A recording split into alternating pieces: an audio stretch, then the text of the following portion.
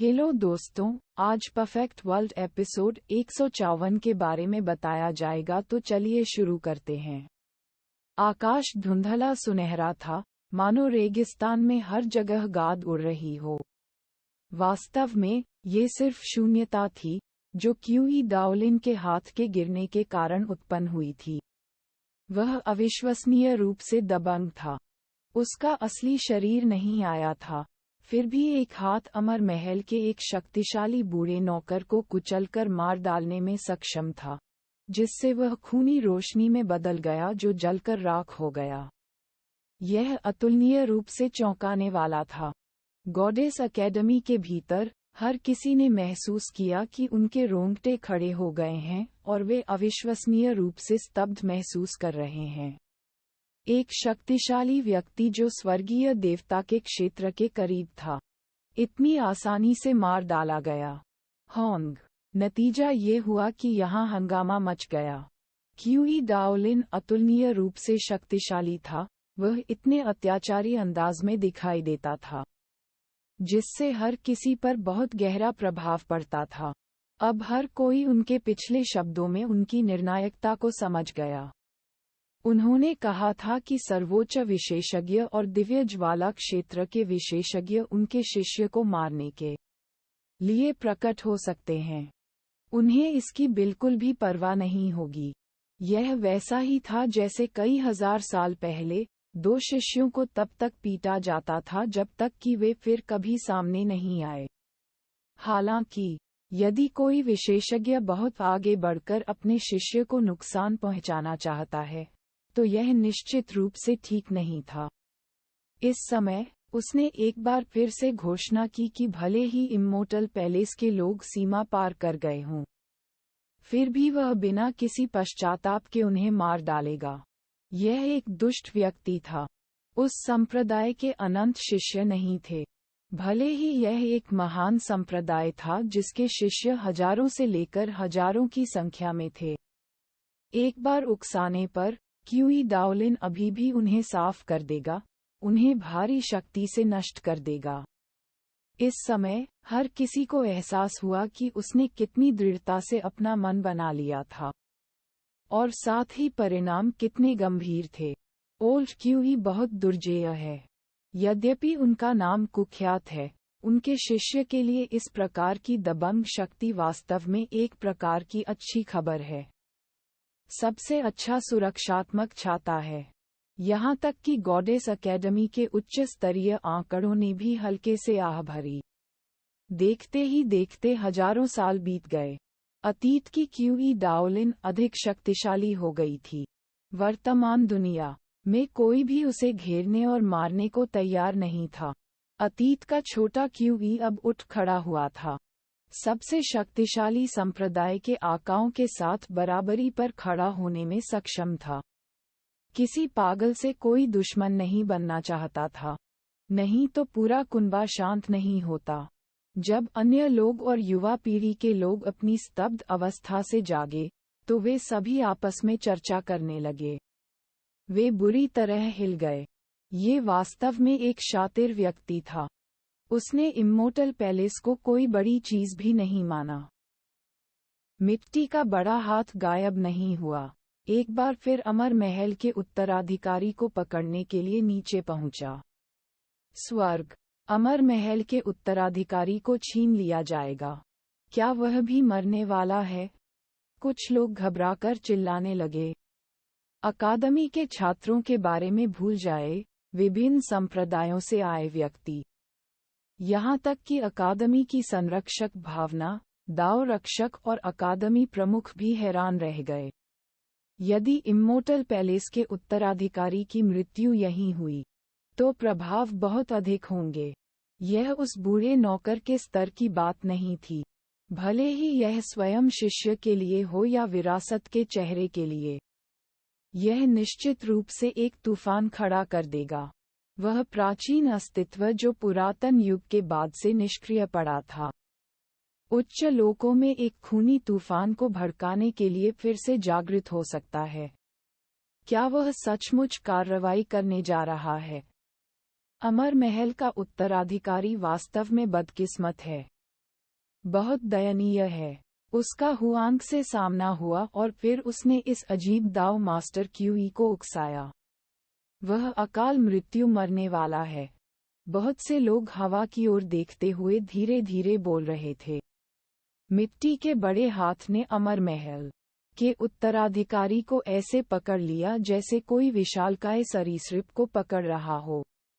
चाहे आकार हो या शक्ति, दोनों पार्टियों के बीच अंतर बिल्कुल अलग अलग अनुपात में था। यह निश्चित रूप से एक बड़ी घटना थी। क्यूई डाओलिन का विवेक अपने शातिर नाम के संबंध में पूरी तरह से स्पष्ट था। अमर महल ने मेरे शिष्य को लापरवाही से छूने की हिम्मत की। क्या ऐसा हो सकता है कि वे वास्तव में नहीं सोचते कि मैं उन्हें मार सकता हूँ? क्यूई डाओलिन ने कहा। डाओलिन, छाया से। गॉडेस अकेडमी के पुराने अकेडमी प्रमुख ने खांसते हुए उन्हें याद दिलाया कि अगर उन्होंने इम्मोर्टल पैलेस के उत्तराधिकारी को मार डाला तो उनका अपना शिष्य भी जीवित नहीं रह पाएगा। ऐसा इसलिए क्योंकि ये एक तरह का दुष्चक्र था। यदि हर संप्रदाय ऐसा ही होता और पुरानी पीढ़ी के लोग युवा पीढ़ी को बेतहाशा मार रहे होते, तो इससे बेहतर कोई नहीं होता। ये तब तक था जब तक कि वह इम्मोर्टल पैलेस के प्राचीन पूर्वज को मार न सके। जब उन्होंने ऐसा बोला तो कई लोगों की सांसें थम गईं। उन्हें केवल ये डर नहीं था कि परिणामी तूफान बहुत बड़ा होगा, परिणाम अपूरणीय होंगे। ऐसा इसलिए था क्योंकि इम्मोर्टल पैलेस का उत्तराधिकारी अपनी सबसे बड़ी क्षमता तक नहीं पहुंच पाया था। अगर उसके दूसरे शरीर को भी इस तरह मार दिया जाता तो दूसरों को थोड़ा अफसोस होता। बहुत से लोग ये देखना चाहते थे कि क्या अमर महल का उत्तराधिकारी अपने सबसे शक्तिशाली होने पर भी अपने सभी साथियों पर अत्याचार कर सकता है और स्वर्ग के नीचे नंबर 1 बन सकता है। हालांकि उसका दूसरा शरीर कितना शक्तिशाली था, ऐसा नहीं लगता था कि इसमें बहुत अधिक सस्पेंस होगा।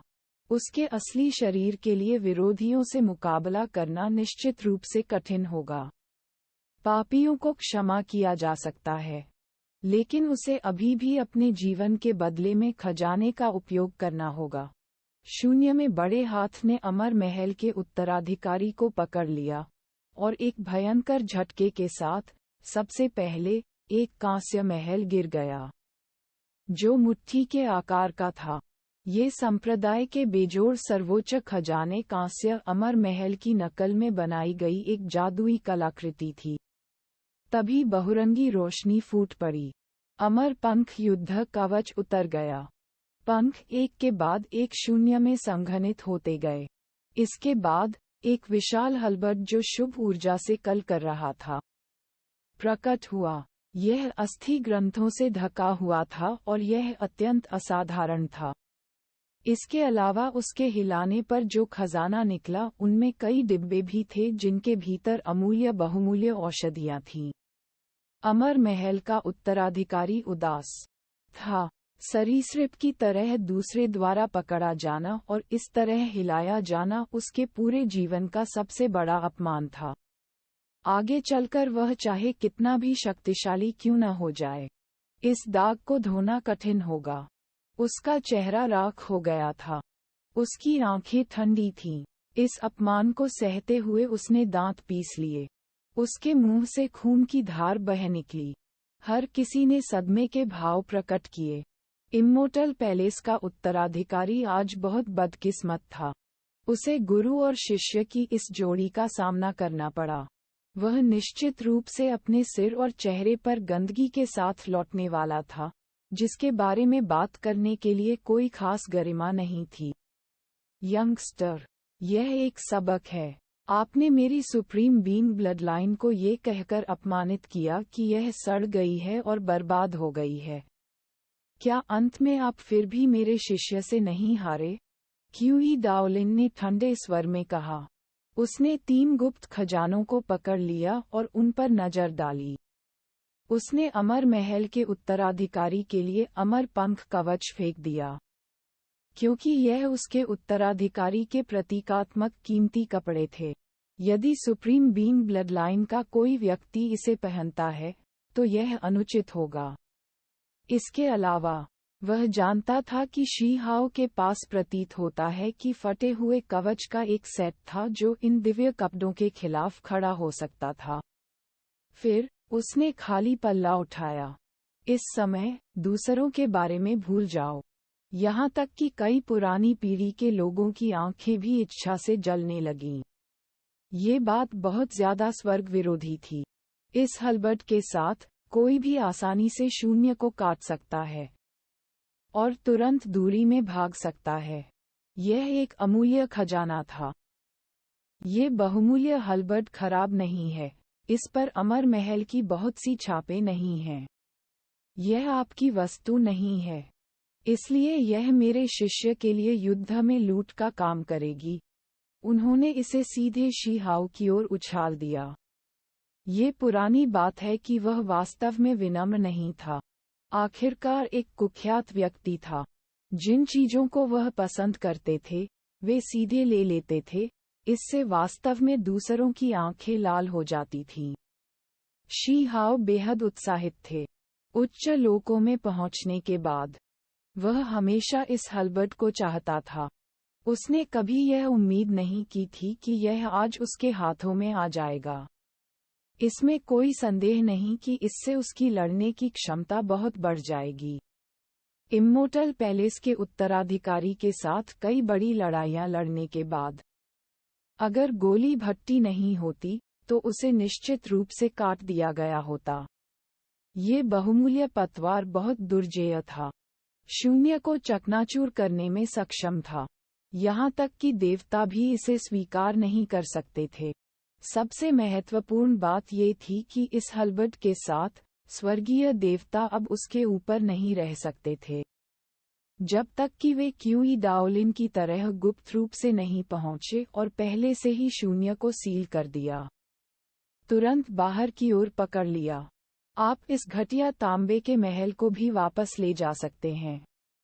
क्यूई डाओलिन ने उस तांबे के महल को पकड़ लिया और उसे अमर महल के उत्तराधिकारी की ओर तेजी से फेंक दिया, जिससे वह अंदर समा गया। फिर उसने शून्य को तोड़ दिया और उसे दूर फेंक दिया। इतनी सारी बहुमूल्य औषधियां। जब शी हाओ ने ये देखा तो उसका दिल तुरंत पागलों की तरह उछल पड़ा। वे सभी कंटेनर तैरने लगे और उन असाधारण वस्तुओं की कोई कमी नहीं थी जिन्हें पवित्र औषधियों से परिष्कृत किया गया था। वहाँ एक बहुमूल्य गोली भी थी जिसमें दिव्य औषधि तत्व थे। उसने उन सभी को निर्णायक रूप से दूर कर दिया। इस जीत से उसकी लूट वास्तव में प्रचुर मात्रा में थी। बाकी सब कुछ भूल जाओ। केवल ये बहुमूल्य औषधियां ही पहले से ही अमूल्य थीं। क्यूई डाओलिन यहाँ नहीं रुके। उसका बड़ा हाथ धुंधला हो गया, इस जगह से गायब हो गया। उनके चले जाने पर ही सभी ने हंगामा खड़ा कर दिया। कुछ लोगों ने शी हाओ को देखकर अपनी लार निगल ली। वे उसकी लूट से बेहद ईर्ष्यालु थे। शी हाओ ने अपना सिर उठाया और यू चान के मुख्य शरीर की ओर देखा। हालांकि उसने तुरंत प्रतिक्रिया व्यक्त की, फिर भी वह बहुत धीमा था। उसने इस स्थान से गायब होकर एक क्षेत्र विखंडन प्रतीक का उपयोग किया। ये स्पष्ट था कि क्यूई डाओलिन को शी हाओ और अपने स्तर के अन्य लोगों के बीच इन छोटे मामलों की परवाह नहीं होगी। वह उसका पीछा करने के लिए शून्य हलबट और कुछ कीमती प्रतीकों का उपयोग करना चाहता था, लेकिन किंग यी ने उसे रोक दिया, क्योंकि वह जानती थी कि सफलता की संभावना अधिक नहीं थी। इस युद्ध से बड़ा हंगामा मच गया।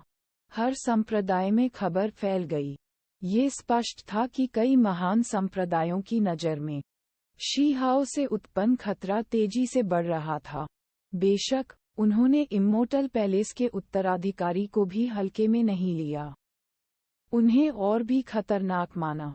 ऐसा इसलिए था क्योंकि वह निश्चित रूप से मुख्य शरीर में विलीन होने वाला था। उसका असली शरीर 3000 प्रांतों के महान युद्ध के दौरान निश्चित रूप से प्रकट होने वाला था। दूसरा बाल्दी चला गया। ये जानने के बाद कि शी हाओ ठीक है, उसने आश्वस्त महसूस किया और अपने संप्रदाय में लौटने का फैसला किया। छोटे बर्फ के सफेद खरगोश ने शी हाओ के साथ एक समझौता किया कि उच्च क्षेत्र की प्रतिभाओं के सबसे बड़े संघर्ष में वे एक गठबंधन बना सकते हैं और प्राकृतिक भाग्य के लिए एक साथ लड़ सकते हैं। फिर वह उछलकर दूर चली गई। छोटा फैटी भी जाने से पहले अपना हाथ हिलाते हुए सरल और ईमानदार तरीके से हंसा। रात शांत थी। चांदनी के नीचे शी हाओ और किंग यी एक साथ चले। मैं छोड़ने वाला हूँ। सैकड़ों नदियों के समुद्र में मिलने से महान युद्ध शुरू होने वाला है, किंग यी ने धीरे से कहा। उसने गॉडेस अकेडमी में प्रतिस्पर्धा करने की योजना नहीं बनाई, बल्कि एक अलग जगह की तलाश की। शी हाओ ने उसके साथ जाने की पेशकश की। किंग यी ने इस पर सहमति न जताते हुए अपना सिर हिलाया। उसे पहले एक रहस्यमय दाव पृथ्वी पर जाना था और कुछ दिनों तक अकेले खेती करनी थी। शी हाओ को पता था कि वह संभवतः इस बारे में सोच रही थी कि अपने मुख्य शरीर के साथ चीजों को कैसे व्यवस्थित किया जाए। जो महान युद्ध होने वाला था उसमें सब कुछ किया जाना था। ठीक है, फिर हम महान प्रतियोगिता में फिर मिलेंगे। देखो मैं सभी शक्तिशाली शत्रुओं को कैसे परास्त करूंगा। समय आने पर मैं तुम्हें सभी प्रकार की अच्छी चीजें खाने के लिए आमंत्रित करूंगा। शी हाओ ने हंसते हुए कहा। किंग यी अवाक थे। वह जानती थी कि वह सभी प्रकार के शक्तिशाली प्राणियों को भूनने की बात कर रहा था। चांदनी के नीचे दोनों कंधे से कंधा मिलाकर काफी दूर तक चलते रहे। ये बेहद सौहार्दपूर्ण और शांतिपूर्ण था, बिल्कुल ताओवादी अमर साथियों की एक जोड़ी की तरह। वहां गॉडेस अकेडमी के लोग भी थे जिन्होंने ये देखा, लेकिन किसी ने उन्हें परेशान नहीं किया। किंग यी चुपचाप चले गए, जबकि शी हाओ भी सुप्रीम बीइंग दाओ रीट में लौट आए। मैं छोड़ने वाला हूँ। जैसे ही वह लौटा, शी हाओ ने क्यूई डाओलिन को कहते हुए सुना। बूढ़े आदमी, तुम बहुत अश्लील हो। क्या आप किंग यी की नकल करने की कोशिश कर रहे हैं? शी हाओ बुदबुदाया। किंग यी ने बहुत समय पहले यह नहीं कहा था, और इस बूढ़े आदमी ने अप्रत्याशित रूप से वही बात कही। अपमानजनक बात। तुम यूं ही क्या उगल रहे हो?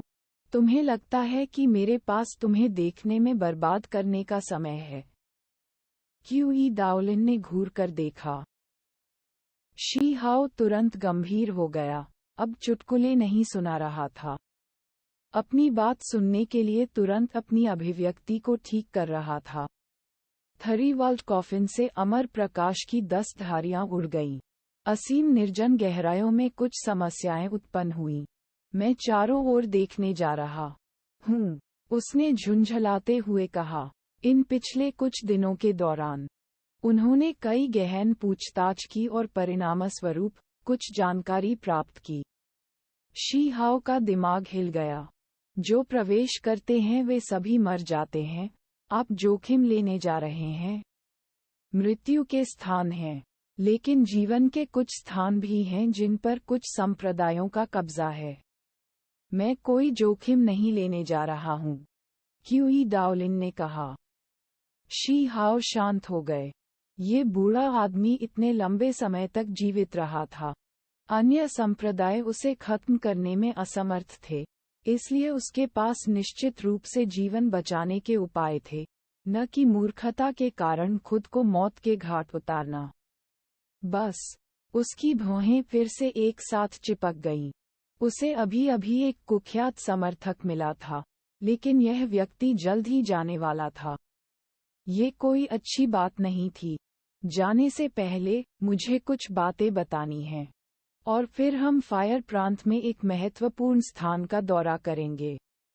बाद में मैं लंबे समय के लिए गायब हो जाऊंगा, इसलिए तुम्हें सावधान रहना होगा।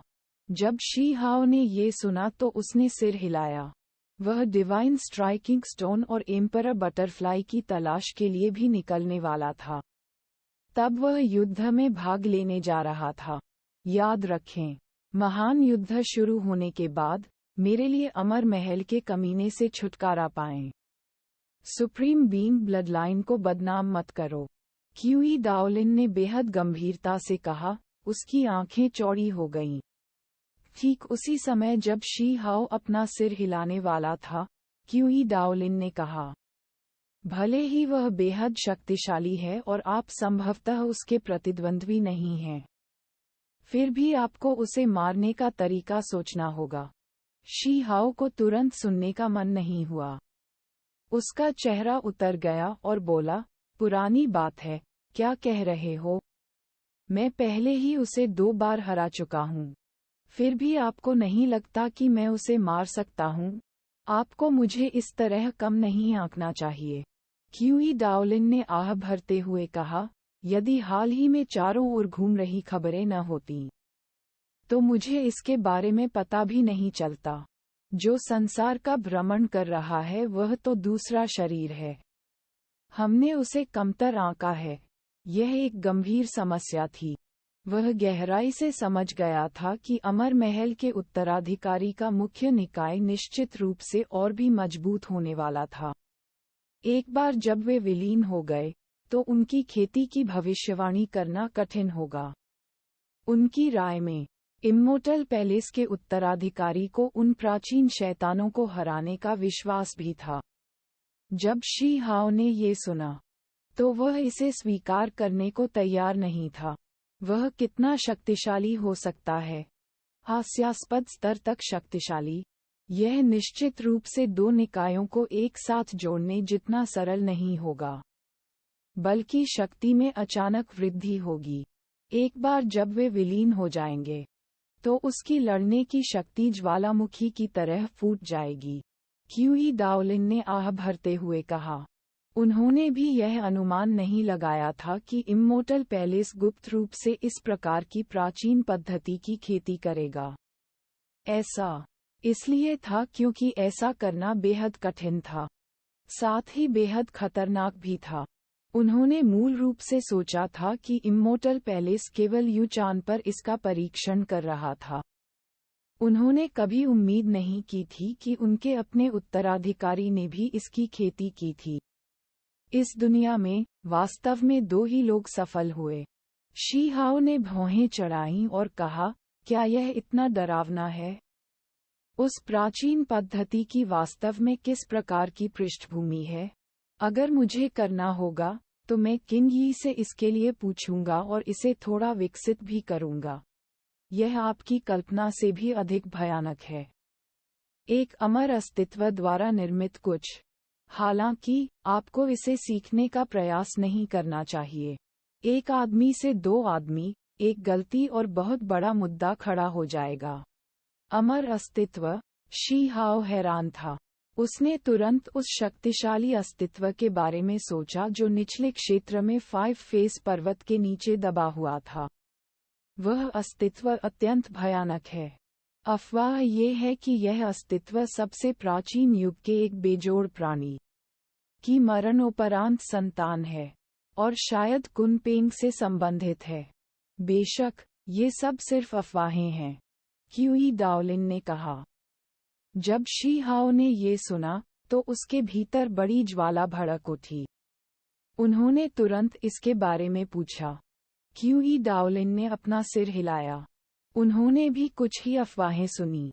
उस अस्तित्व को माता पिता ने कभी नहीं देखा था, और जन्म के बाद उभरने से पहले लाखों वर्षों तक प्रारंभिक अराजकता में सील कर दिया गया था। शी हाओ स्तब्ध था। आखिरकार वह वरिष्ठ ही था जिसे निचले दायरे में सील कर दिया गया था। अमर महल में कुछ अतुलनीय गुप्त तकनीकें हैं, लेकिन उन्होंने उन्हें स्थापित नहीं किया, बल्कि उन्हें अन्य विरासतों से प्राप्त किया। ये भी कहा जा सकता है कि उनके हाथ खून से सने हुए हैं। क्यूई डाओलिन ठंडे स्वर में हंसी। शी हाओ को आखिरकार समझ में आ गया कि क्यों अमर अस्तित्व को 5 फेज माउंटेन के नीचे दबा दिया गया था। इतने समय के बाद भी उसे मारना मुश्किल था। इम्मोर्टल पैलेस की तकनीक अपूर्ण है। वह अमर अस्तित्व भी दो शरीरों में विभाजित हो गया, और जब तक एक शरीर मर जाता है और दूसरा जीवित रहता है, तब तक उनका पुनर्जन्म हो सकता है। इसके अलावा, हर बार जब वह एक बार मरता है, तो उसे पुनर्जन्म का अनुभव होगा और जीवन और मृत्यु का ज्ञान प्राप्त होगा, जिससे उसे थोड़ा मजबूत बनने का मौका मिलेगा। यह उत्तम तकनीक और इम्मोर्टल पैलेस द्वारा प्राप्त तकनीक के बीच सबसे बुनियादी अंतर है।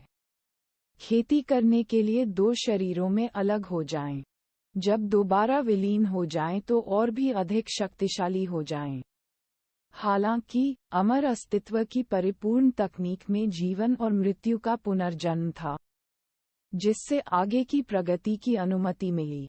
इसीलिए यदि आप वास्तव में उस अमर अस्तित्व को मारना चाहते हैं, तो उसके दोनों शरीरों को एक ही समय में मारना होगा, अन्यथा हर बार जब एक शरीर को मार दिया जाएगा, तो इससे उसकी समझ और गहरी हो जाएगी, संभवतः और भी मजबूत हो जाएगी। शी हाओ ने पूछा कि अमर अस्तित्व कहाँ गया।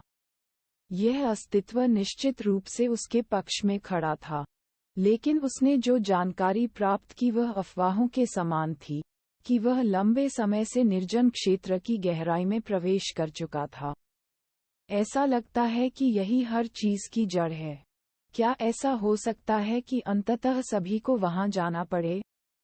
शी हाओ ने धीरे से कहा। उन्हें लगा कि विलो देवता और छोटा पगोडा प्रतिबंधित क्षेत्र की गहराई में हो सकते हैं। ऐसा लगता है कि यही हर चीज की जड़ है। क्या ऐसा हो सकता है कि अंततः सभी को वहां जाना पड़े? शी हाओ ने धीरे से कहा। उन्हें लगा कि विलो देवता और छोटा पगोडा प्रतिबंधित क्षेत्र की गहराई में हो सकते हैं। और अब क्यूई डाओलिन भी जाने वाला था। आपको दिव्य कबीले के संकल्प के बारे में सावधान रहना होगा। तुम्हें ये जानना होगा कि जब मैं यहाँ नहीं हूँ तो अपनी सुरक्षा कैसे करनी है। क्यूई डाओलिन ने चेतावनी दी। उन्होंने विशेष रूप से चेतावनी दी कि उस दाव रक्षक का जीवन समाप्त होने के करीब है। पिछली बार अपनी हार के बाद सीधे भाग जाने का कारण संभवतः ये था कि वह वास्तव में अपनी आखिरी ऊर्जा का उपयोग कर सके। वह अत्यधिक कार्रवाई कर सकता है।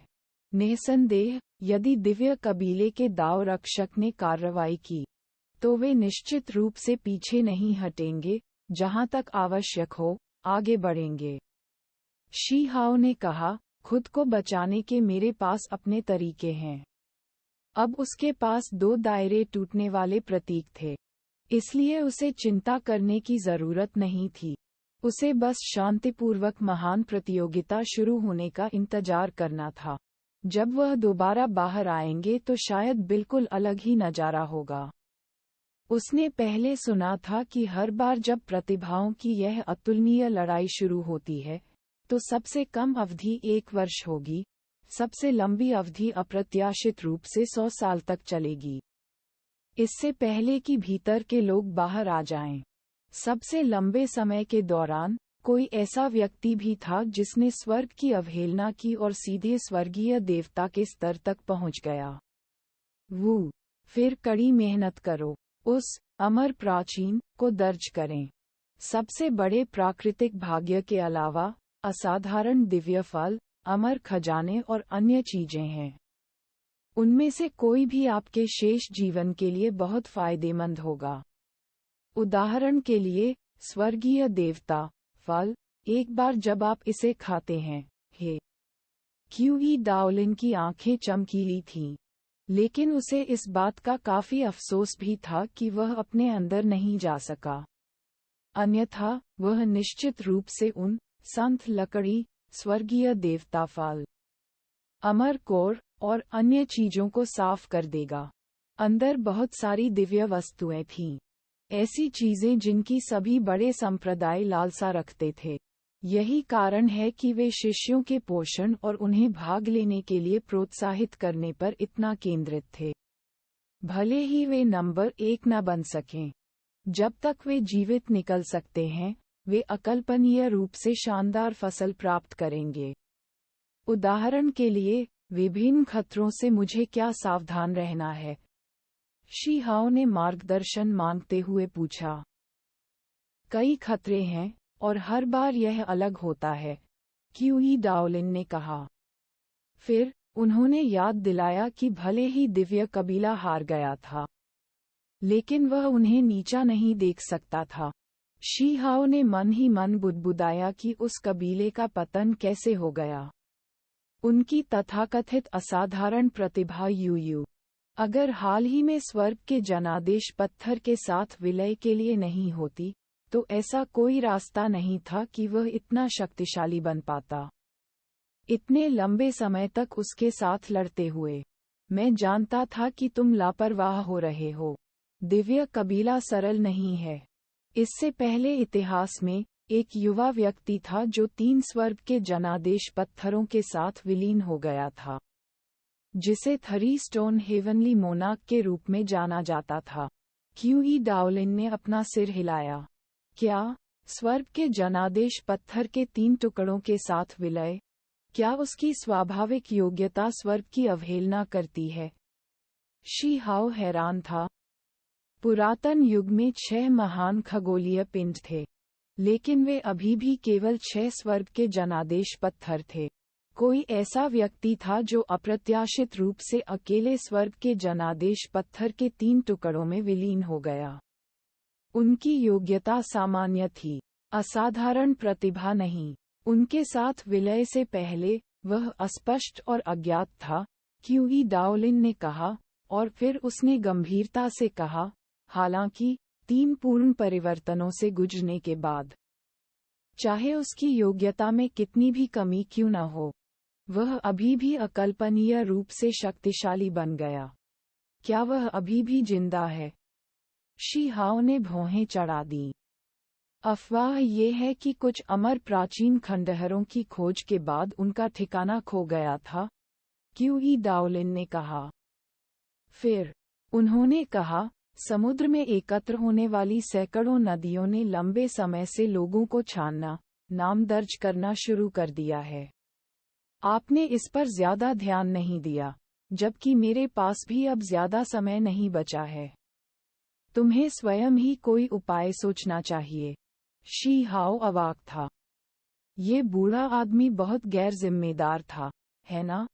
शी हाओ ने चुपचाप श्राप दिया। क्या उन्होंने यह नहीं कहा कि कुछ महान संप्रदाय जटिल प्रक्रियाओं से गुजरने की आवश्यकता के बिना सीधे लोगों का चयन कर सकते हैं और भेज सकते हैं? बस किसी भी यादृच्छिक विरासत के साथ अपना रास्ता उलझाओ। यह उतना सख्त नहीं है। क्यूई डाओलिन ने उसके कंधे को थपथपाया। फिर, उन्होंने शी हाओ को कुछ अन्य समस्याओं के बारे में चेतावनी दी जिन पर ध्यान देना होगा। यह मेरे लिए जाने का समय है, और फायर प्रांत की अमर खानों की यात्रा करने का। ये देखने का कि क्या मुझे कोई प्राकृतिक अवसर मिल सकता है। अमर मेरा? शी हाओ हैरान था। वह जानता था कि फायर प्रांत में कई दिव्य खदानें थीं जो सभी प्रकार के खजाने का उत्पादन करती थीं। वहाँ एक ऐसी खदान थी जिसे अमर खदान के रूप में जाना जाता था। लेकिन पूरे इतिहास में ऐसी बहुत सी खदानें नहीं थीं जो इसमें प्रवेश कर सकें। ये बेहद खतरनाक था।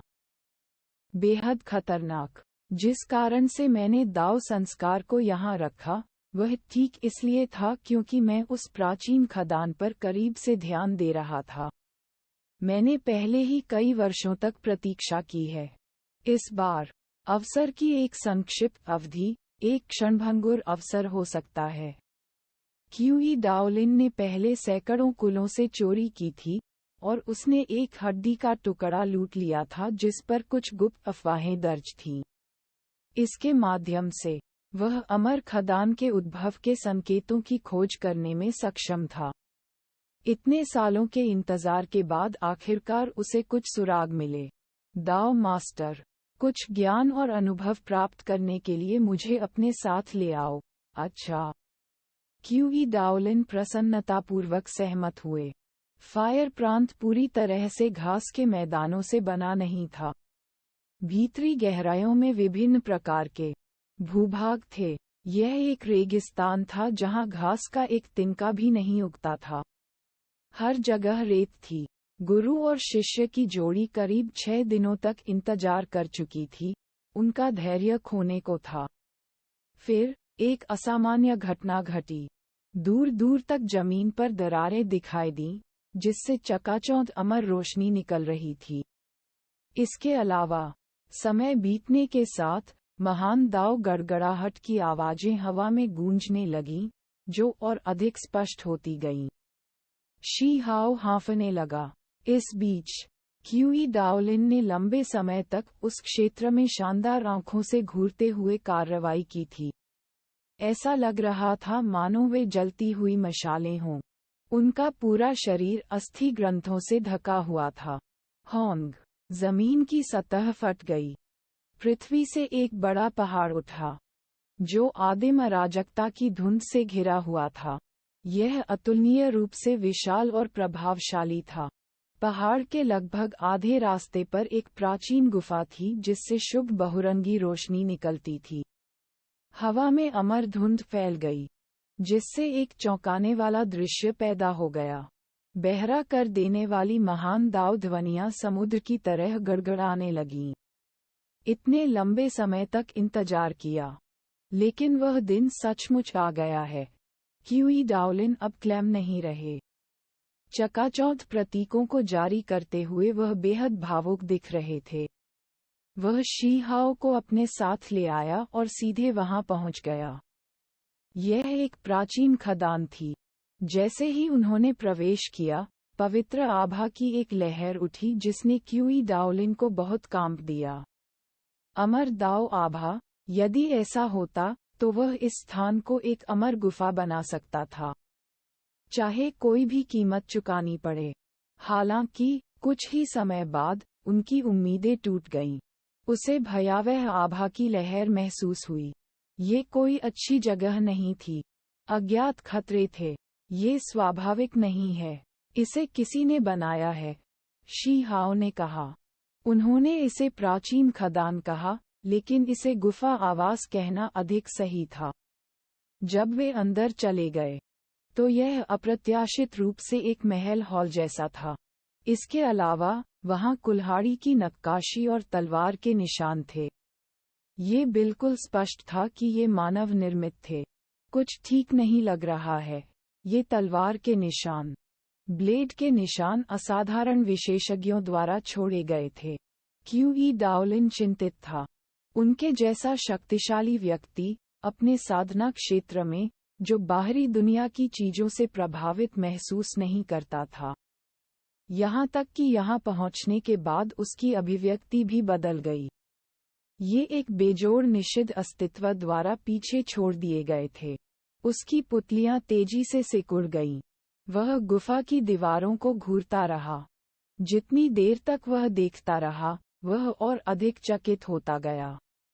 ऐसा इसलिए था क्योंकि प्रत्येक निशान के भीतर अवर्णनीय महान दाव आभाएं थीं, अतुलनीय रूप से गहन और रहस्यमय। किसी को ये समझना होगा कि ये जानबूझकर दूसरों द्वारा पीछे नहीं छोड़े गए थे, कुछ भी देने के लिए नहीं। वे केवल साधारण ब्लेड के निशान, तलवार के निशान थे, जो इस गुफा के खुलने से पीछे रह गए थे। ऐसा होने के बावजूद वे अभी भी महान दाव गहन रहस्य प्रदर्शित कर सकते हैं, जो बिल्कुल अकल्पनीय है। वह व्यक्ति कितना भयानक था। क्यूई डाओलिन को एहसास हुआ कि यह किसी एक व्यक्ति द्वारा नहीं छोड़ा गया था, क्योंकि वहां कम से कम 5 या 6 विभिन्न प्रकार के हथियारों के निशान थे। वे सभी अतुलनीय विशेषज्ञों द्वारा छोड़े गए थे, जो दिल हिला देने वाली हद तक शक्तिशाली थे। यह मूल पत्थर है, क्यूई डाओलिन ने अंततः गुफा की पत्थर की दीवारों के स्रोत को पहचान लिया। ये बस धरती को चकनाचूर कर देने वाला था, जिससे उसे इतना सदमा लगा कि उसकी आंखें खुल गईं। ये बहुत विलासितापूर्ण था। यह अप्रत्याशित रूप से मूल पत्थर था। तथाकथित ओरिजिन स्टोन का जन्म आदिम अराजकता में हुआ था, जो अकल्पनीय स्तर तक कठिन था। इसकी कीमत वल्फ स्टोन के समान थी। जो एक प्राकृतिक सर्वोच्च खजाना है। क्या इस दुनिया में अभी भी प्राकृतिक कारण मौजूद हैं? एक गुफा को खोलने के लिए इस प्रकार के सर्वोच्च खजाने का उपयोग करते हुए उन्हें स्वर्गीय बिजली द्वारा काट दिया जाना चाहिए। क्यूई डाओलिन ने गुस्से में कहा, ये बहुत ज्यादा बर्बादी थी। वे इसका इस तरह उपयोग कैसे कर सकते थे? उत्पत्ति को अक्सर सच्चे अमर के साथ जोड़ा जाता था। यह अमर दाव बहुमूल्य सामग्री थी। सच्चे अमरों की उत्पत्ति केवल उस पिछले युग में ही अस्तित्व में थी। क्या यह अमर प्राचीन युग की गुफा थी? जब उन्हें इस बात का एहसास हुआ तो गुरु और शिष्य दोनों हैरान रह गए। क्यूई डाओलिन इसका पता लगाना चाहता था, लेकिन जैसे ही उसने पत्थर की दीवारों पर निशानों को छुआ, वह तुरंत बहुत हिल गया और जल्दी से पीछे हट गया। उनकी अभिव्यक्ति थोड़ी अप्रिय थी। ये स्पष्ट था कि उन अतुलनीय विशेषज्ञों द्वारा छोड़े गए निशान बहुत भयानक थे। उनमें अतुलनीय महान दाव बल था। उन्होंने इसका परीक्षण जारी नहीं रखा, क्योंकि अब ज्यादा समय नहीं बचा था। वह यहाँ अधिक समय तक नहीं रह सका। वह शी हाओ को अपने साथ लाया, सीधे अंदर की ओर दौड़ा। इसके तुरंत बाद उन्हें कुछ चीजें समझ में आईं। क्योंकि गुफा की दीवारों पर काफी दरारें थीं, वे जादुई शक्ति द्वारा बनाए गए थे। सर्वोच्च खजानों के टकराव से हुई क्षति। अब मैं समझा, यह ओरिजिन स्टोन के एक टुकड़े का टुकड़ा है। यह मूल रूप से एक सर्वोच्च खजाना था, लेकिन दूसरों के गहन संघर्ष के बाद ये टूट गया और परिणामस्वरूप एक गुफा को परिष्कृत करने के लिए उपयोग किया गया। क्यूई डाओलिन ने कहा, वरना कोई इतना फिजूल खर्ची नहीं होता।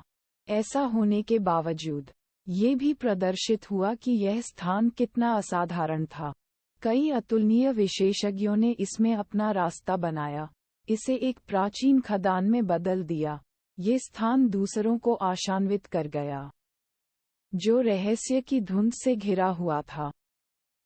ये वास्तव में ओरिजिन स्टोन है जिसे एक बड़ी लड़ाई के बाद क्षति हुई थी। क्यूई डाओलिन ने आगे की ओर देखा। उसकी अभिव्यक्ति और अधिक गंभीर होती जा रही थी। अमर खदान अत्यंत विशाल थी। वहां मूल पत्थर की सामग्री का एक बहुत बड़ा टुकड़ा था जो गुफा की दीवारों से निकला था। इसकी सतह पर कई दरारें थीं। इसने किसी की कल्पना को घूमने पर मजबूर कर दिया। आखिर किस तरह की टक्कर हुई? यहाँ तक कि ओरिजिन स्टोन से बना सर्वोच्च खजाना भी नष्ट हो गया। ये थोड़ा अवास्तविक लगा। मूल सच्चा अमर दुनिया के साथ साथ अस्तित्व में है, हजारों वर्षों तक क्षय नहीं हुआ, फिर भी अंत में ये शीर्ष श्रेणी की अमर सामग्री फिर भी टूट गई। इससे उनकी कल्पनाएं घूमने लगीं, लेकिन साथ ही उन्हें डर भी महसूस हुआ। इसे इकट्ठा करो, भले ही यह टूट गया हो, फिर भी यह बाहरी दुनिया में एक दिव्य बहुमूल्य सामग्री है। गुप्त खजानों को परिष्कृत करते समय यदि एक छोटा सा टुकड़ा भी जोड़ दिया जाए तो उसकी गुणवत्ता काफी बढ़ जाएगी। क्यूई डाओलिन ने कहा, अगर 9 फीट लंबे इस बड़े टुकड़े की नीलामी बाहर की जाती, तो यह निश्चित रूप से दूसरों को पूरी तरह से चौंका देता। प्राचीन काल से ही ओरिजिन स्टोन के बहुत से टुकड़े सामने नहीं आए थे। निस्संदेह ऐसा कोई तरीका नहीं था जिससे इस टुकड़े को एक सर्वोच्च खजाने में परिष्कृत किया जा सके, क्योंकि अंदर की दरारें मकड़ी के जाले से भी अधिक घनी थीं। इससे पहले इस पर बेहद शक्तिशाली हमला हुआ था, जिससे गंभीर क्षति हुई थी। शी हाओ ने विनम्रता के किसी भी अंश के साथ इसे सीधे स्वर्ग और पृथ्वी की थैली में डाल दिया। मुझे बुरा लगा। प्रतिरोध मजबूत होता जा रहा है। क्यूई डाओलिन ने भौहें चढ़ा दीं। उनके आगे बढ़ने के बाद अमर सामग्री पर विभिन्न ब्लेड के निशान और तलवार के निशान धीरे धीरे स्पष्ट हो गए। इतना जबरदस्त दबाव था कि जगह भी धुंधली दिखाई देने लगी। शी हाओ ने अंदर ही अंदर आह भरी। इस जगह से उन्हें थोड़ा डर लग रहा था। आखिर वह किस प्रकार का निषिद्ध अस्तित्व था जिसके कारण ऐसे परिवर्तन हुए? बस एक साधारण गुफा जिसे उन्होंने खोला वह पहले से ही ऐसी थी, ये वास्तव में कुछ और थी। फिर, गुफा की दीवारों पर कुछ प्राचीन नक्काशी दिखाई दी। वे बेहद रहस्यमय थे, धुंध छोड़ रहे थे। वहाँ प्राचीन मूल निवासी थे, और यहाँ तक कि सभी प्रकार के अजीब जीव भी थे जो उन्होंने पहले कभी नहीं देखे थे। अच्छा नहीं, इन पैटर्न के भीतर निहित महान दाव गहन रहस्य और भी मजबूत हैं।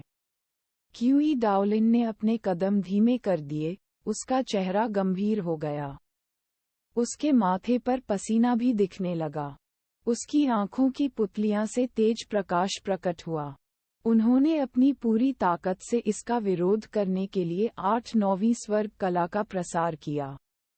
शी, वहाँ एक मूर्ति थी जहाँ एक मूल निवासी ने तलवार पकड़ रखी थी, और इस समय यह अप्रत्याशित रूप से तलवार की ऊर्जा से प्रस्फुटित हो गई जो बाहर की ओर कट गई। तलवार की रोशनी इंद्रधनुष की तरह थी जैसे वह शून्य को भेद रही हो। शी हाओ स्तब्ध था। ये बहुत असामान्य था, बिल्कुल अकल्पनीय।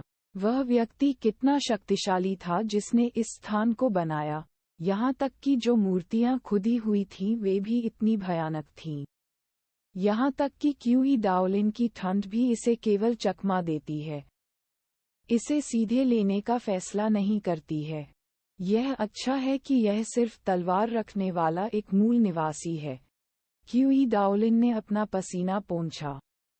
शी हाओ अवाक था। यदि यह एक सच्चा अमर व्यक्ति होता जिसके पास जादुई तलवार होती, तो क्या यह अमर प्रकाश छोड़ता? ये पूरी तरह से असंभव नहीं था, क्योंकि इन मूर्तियों में महान दाव सच्चा अर्थ था। इसके तुरंत बाद, दाव मास्टर क्यूई की अभिव्यक्ति बदसूरत हो गई, क्योंकि इस मूर्ति की तलवार टूट गई थी। नक्काशीदार पत्थर बहुत पहले ही क्षतिग्रस्त हो चुका था। ये बस एक युद्ध अमर मूर्ति है। यदि कोई यहाँ खेती करता है, तलवार के निशान, ब्लेड के निशान और विभिन्न प्राचीन प्राणियों की मूर्तियों को पूरी तरह से समझता है, तो यह निश्चित रूप से जीवन भर उसके लिए फायदेमंद होगा। शी हाओ ने चुपचाप अपने आप से कहा, अमर प्राचीन युग में भी मुझे डर है कि यह अभी भी एक दुर्जेय स्थान होगा। क्यूई डाओलिन ने गंभीरता से अपना सिर हिलाया, यहाँ तक कि वह यहाँ से ध्यान में बैठना और एकांत में जाना चाहते थे। यहाँ से जाना भी नहीं चाहते थे। वह प्राचीन लोगों द्वारा उकेरी गई इन सच्ची अमर मूर्तियों में निहित बेजोड़ सच्चे अर्थ को समझना चाहते थे। दुर्भाग्य से, अब ज्यादा समय नहीं बचा है। मुझे प्राप्त हड्डी के टुकड़े पर जो दर्ज है उसके आधार पर, मौका क्षणभंगुर है। इसलिए हम यहाँ लंबे समय तक नहीं रह सकते। आइए देखें कि स्वर्गीय भाग्य हमें कहाँ ले जाता है। यदि हम जाने से पहले इस पूरी गुफा को अपने साथ ले जा सकें, तो यह वास्तव में स्वर्ग को चुनौती देने वाली बात होगी, क्यूई डाओलिन ने कहा। अंत में, क्यूई डाओलिन ने भारी मात्रा में दबाव का विरोध किया और शी हाओ को अपने साथ अमर खदान की गहराई में ले आया। अधिक सटीक रूप से कहें तो, यह एक विशाल प्राचीन महल था जो अमर ऊर्जा से भरपूर था। ये स्थान अत्यधिक रहस्यमय, बेदाग सफेद और धुंध से घिरा हुआ था। यह ऐसा था मानो वे किसी अमर मानव के निवास में प्रवेश कर गए हों। हवा का एक झोंका किसी के पूरे शरीर को आराम महसूस कराने के लिए पर्याप्त था। उनके शरीर प्रकाश की बारिश से चमक रहे थे, मानो वे स्वर्ग में चढ़ने जा रहे हों। कितना दुर्जेय दिव्य प्राचीन स्थान है, सचमुच अकल्पनीय। यह आकलन करते समय दाव मास्टर क्यूई की भी आंखें चौड़ी हो गईं। महल सुदूर और शांत, अतुलनीय रूप से विशाल था। धुंध के माध्यम से कोई ऊपर प्रतिष्ठित कई देवताओं को देख सकता था जो रहस्यमय शक्ति के साथ घूम रहे थे। इस बीच 4 दीवारें बेहद असाधारण थीं। पक्षियों, फूलों मछलियों और कीड़ों से लेकर प्राचीन बलिदानों और फिर प्रारंभिक मूल निवासियों, सूर्य और चंद्रमा, विभिन्न अस्तित्वों, अमर सामग्रियों और अन्य चीजों तक बड़ी मात्रा में नक्काशी की गई थी। ये जगह कुछ खास थी। सारा दबाव गायब हो गया, इन उत्कीर्णनों के भीतर नियंत्रित हो गया। यह अस्थायी रूप से सुरक्षित है, क्यूई डाओलिन ने कहा। दाओ मास्टर, आपको जल्दी करनी चाहिए और उस सर्वोच्च खजाने की सामग्री की तलाश करनी चाहिए जिसकी आपको आवश्यकता है। मैं ये देखने के लिए यहाँ कुछ देर बैठूंगा कि क्या मैं कुछ प्रकार की अंतर्दृष्टि प्राप्त कर सकता हूँ। शी हाओ ने कहा। ठीक है, ध्यान से, मुझसे बहुत दूर मत रहो, क्यूई डाओलिन ने कहा। शी हाओ तुरंत बैठ गए। पत्थर की दीवारों में कई नक्काशी थीं। उन सभी में उनकी महान दाव आभा नियंत्रित थी। उसने अपने दिमाग को साफ किया, खुद को इस तरह तैयार किया मानो वह एक के बाद एक बड़ी दुनिया में प्रवेश करने जा रहा हो।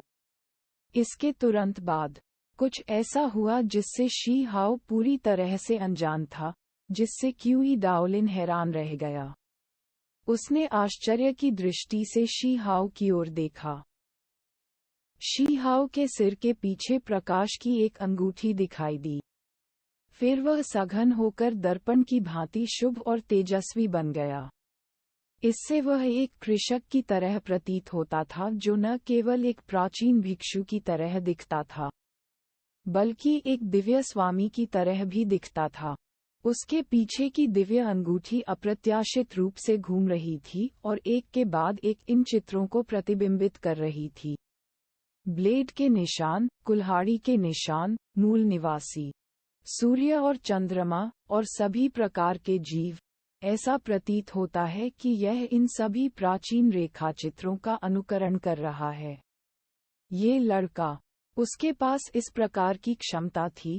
क्यूई डाओलिन ने तुरंत अपना आश्चर्य व्यक्त किया, क्योंकि उन्हें लगा कि दिव्य डिस्क से प्रतिबिंबित चित्र वही थे जो पत्थर की दीवारों पर दिखाई देते थे। उनमें बड़ी मात्रा में महान दाव का सच्चा अर्थ निहित था। दाव मास्टर, आप क्या कह रहे हैं? शी हाओ असमंजस में था। उसने क्यूई डाओलिन की ओर देखने के लिए अपना सिर उठाया। जब वह बोला तो उसके पीछे का शीशा गायब हो गया। वह इसके अस्तित्व से पूरी तरह अनभिज्ञ था।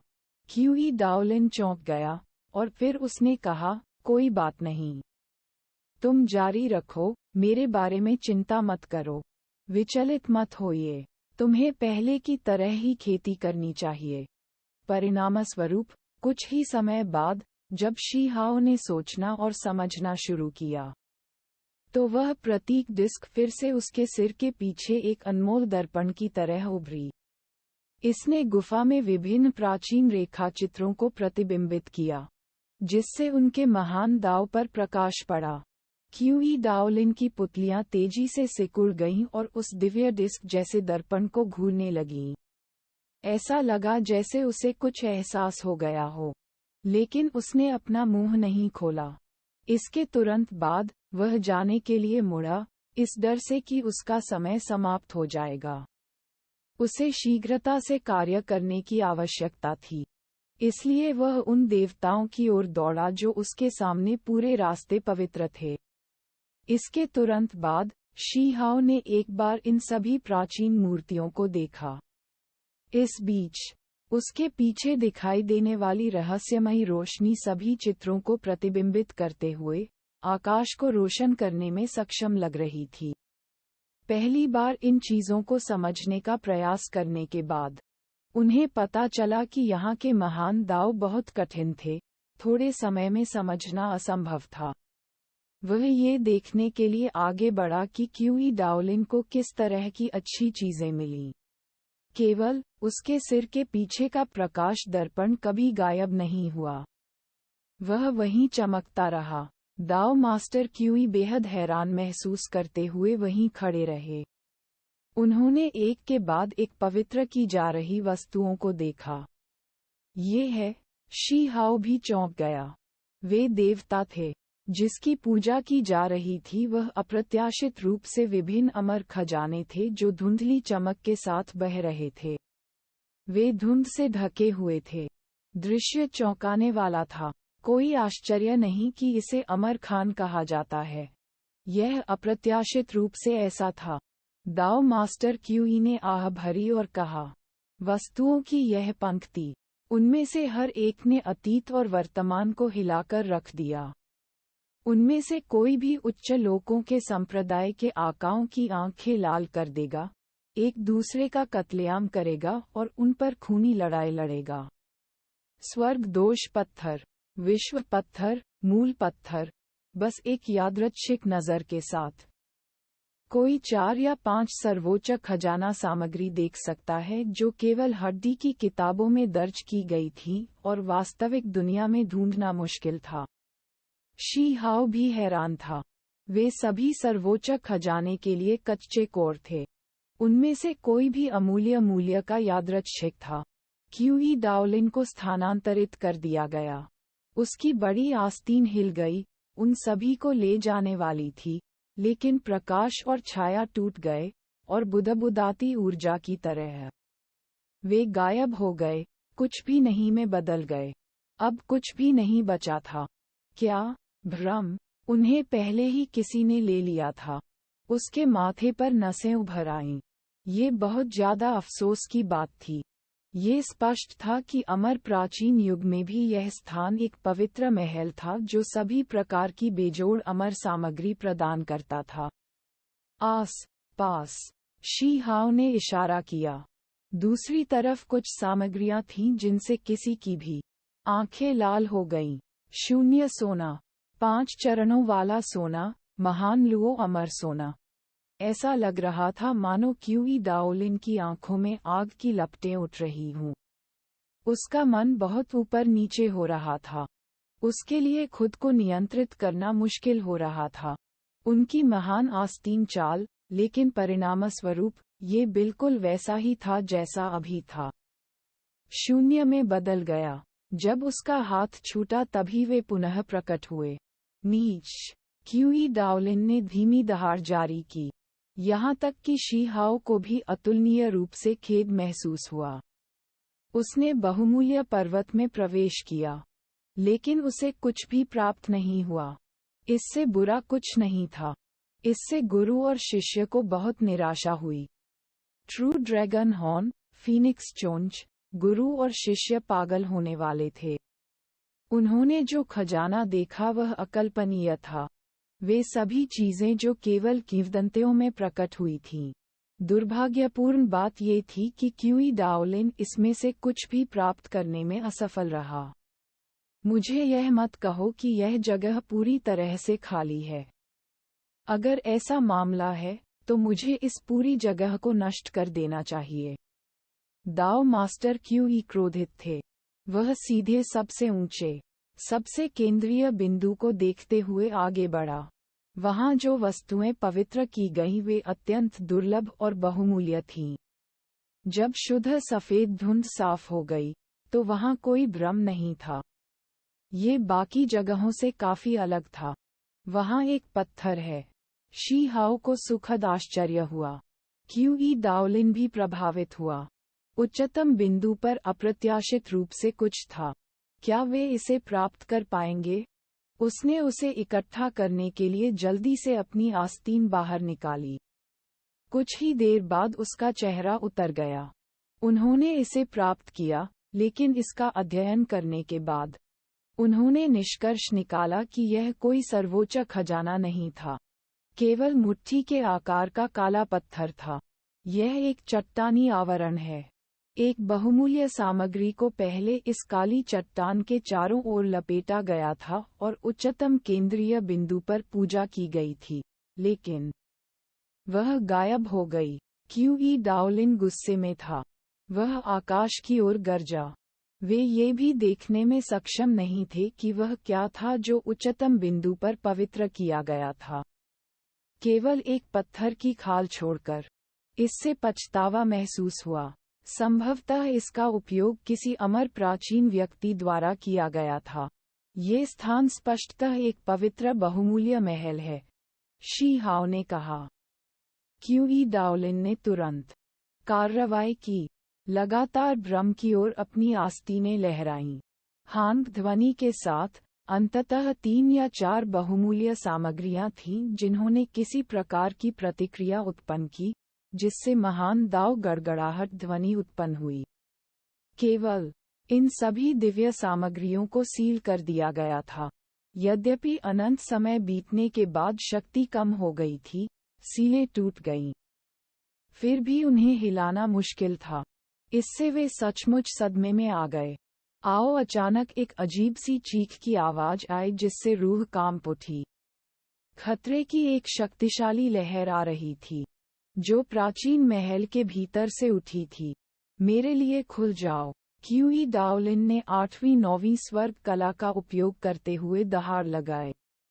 उसके मुंह से भी खून की एक पिचकारी निकली, जो जलने लगी। अपनी बेजोड़ तकनीक के साथ, उसने एक बहुमूल्य सामग्री की सील पर हमला करने की सबसे बड़ी ताकत जुटाई।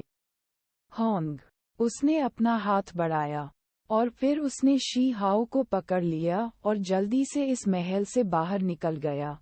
उसने अपना सिर भी इधर उधर नहीं किया। हांगकांग ये ध्वनि अनवरत गूंजती रही, दहाड़ अत्यंत भयानक। ची ध्वनि के बाद, गुरु और शिष्य एक बाल के बराबर खतरे से बचते हुए, अमर खदान से बाहर निकल गए। प्राचीन खदान शुभ ऊर्जा से जगमगा उठी। अमर प्रकाश से प्रस्फुटित हुई जो अतुलनीय रूप से दिव्य थी। जब हर कोई पीछे मुड़ा, तो उन्हें पता चला कि जिस महान पर्वत पर इम्मोर्टल माइन स्थित थी, वह महान पृथ्वी में प्रवेश करने के कगार पर डूबने लगा था। इसके अलावा, गुफा के प्रवेश द्वार पर एक एकल मानव आकृति दिखाई दी, जो अप्रत्याशित रूप से 7 रंगीन बहुरंगी चमक के साथ टिमटिमा रही थी। वर्तमान में उन्हें घूर रही थी। 7 रंग के अमर सोने का एक टुकड़ा। क्यूई डाओलिन सदमे से चिल्लाई। पछतावे के लिए बहुत देर हो चुकी थी। उसे वास्तव में भागना नहीं चाहिए था। उसने मूल रूप से सोचा था कि यह कोई सम की चीज है। उसने कभी उम्मीद नहीं की थी कि यह एक सर्वोच्च खजाना है। दाओ मास्टर, पछतावा मत करो। ऐसा प्रतीत होता है कि उस अमर स्वर्ण ने बुद्धि विकसित कर ली है। देखो वह एक महिला की तरह इंसान के रूप में कैसी है। तो क्या हुआ अगर यह मानव रूप में है? क्यूई डाओलिन गुस्से में था। ऐसा इसलिए था क्योंकि उसके हाथ में मौजूद वस्तु की तुलना में चमक में अंतर बहुत अधिक था। शी हाओ अवाक था। उन्होंने महसूस किया कि अमर सोना निश्चित रूप से बेहद असाधारण था, और क्यूई डाओलिन जरूरी नहीं कि इससे निपटने में सक्षम हो। हालांकि, किसी कारण से, वह प्राचीन गुफा से बाहर नहीं निकली। और यह स्पष्ट था कि यदि वे महान पर्वत और अमर खदान को हटाना चाहते थे, तो यह अब संभव नहीं था। निश्चित रूप से, ये बिल्कुल वैसा ही था जैसा कि इसे हड्डी की किताब में दर्ज किया गया था। अवसर क्षणभंगुर। वह महान पर्वत अराजक ऊर्जा से घिरा हुआ था, पृथ्वी में धंस रहा था, और इस प्रकार एक निशान के साथ गायब हो गया। ये गति कर सका, हजारों से 10,000 वर्षों के बाद ही पुनः प्रकट हुआ। दाओ मास्टर, आपको क्या मिला? शी हाओ ने उसके हाथ की ओर देखा। क्यूई डाओलिन ने भौहें चढ़ा दी। उन्होंने इस सामग्री को नहीं पहचाना। यह अधिक चमक के बिना भूरे रंग का था। यदि इसे गंदगी के ढेर में फेंक दिया जाता, तो संभवतः अन्य लोग इसे अनदेखा कर देते। हालांकि, इसके तुरंत बाद, उसे अब निराशा महसूस नहीं हुई, बल्कि सुखद आश्चर्य प्रकट हुआ। ऐसा इसलिए था क्योंकि चाहे वह कितनी भी ताकत लगा ले, वह इस सामग्री को जरा भी नुकसान नहीं पहुंचा सकता था। अमर सामग्री। वह साहसपूर्वक इस नतीजे पर पहुंचे। ये सामग्री एक स्वर्गीय सामग्री थी जो वास्तव में धातु या पत्थर नहीं थी। यह अविश्वसनीय रूप से मजबूत था। एक व्यक्ति के सिर के आकार का। यह एक गुप्त खजाना बनाने के लिए पर्याप्त था। दाओ मास्टर, इस बार हमारी फसल बहुत अच्छी हुई। शी हाओ को ईर्ष्या हुई। अमर खदान प्राचीन काल से ही अस्तित्व में थी। कितने लोग सर्वोच्च खजाना प्राप्त करने के लिए अंदर जाना चाहते थे, लेकिन असफल रहे। क्यूई दाओलिन के सफल होने का कारण ये था कि इस छोटे से अवसर का लाभ उठाने के लिए उसने पहले ही कई हजार वर्षों तक इंतजार किया था। यही कारण है कि उन्होंने सफलतापूर्वक बहुमूल्य सामग्री प्राप्त की।